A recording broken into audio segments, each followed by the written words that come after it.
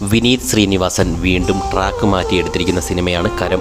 Noble Babu Thomas ആണ് പടത്തിലെ നായകൻ. ഒരു മിലിറ്ററി ഓപ്പറേഷനിലെ തെറ്റ് കാരണം കോർട്ട് മാർഷൽ ചെയ്ത് ഇന്ത്യൻ ആർമിയിൽ നിന്നും പുറത്താക്കപ്പെട്ടവൻ ആണ് ദേവ് എന്ന നായകൻ. തൻ്റെ കാമുകിയുമായി അയാൾക്ക് ഒരു പ്രശ്നം വരുന്നതും അതേ തുടർന്ന് അവരുടെ ബന്ധം മുറിഞ്ഞു പോകുന്നതും അച്ഛനുമായുള്ള ഈഗോ പ്രശ്നങ്ങളും പടത്തിൻ്റെ തുടക്കത്തിൽ ഇൻട്രോ എന്ന പോലെ പറയുന്നുണ്ട്. പിന്നീട് വിവാഹിതനാകുന്ന നായകൻ ലെനാർക്കോയിലേക്ക് തൻ്റെ കുടുംബത്തോടൊപ്പം പോകുമ്പോൾ പഴയ കാമുകിയെ ഒരു പ്രത്യേക സാഹചര്യത്തിൽ കാണുന്നതും അതേ തുടർന്ന് ഉണ്ടാകുന്ന സംഭവ വികാസങ്ങളുമാണ് കരം പറയുന്നത്.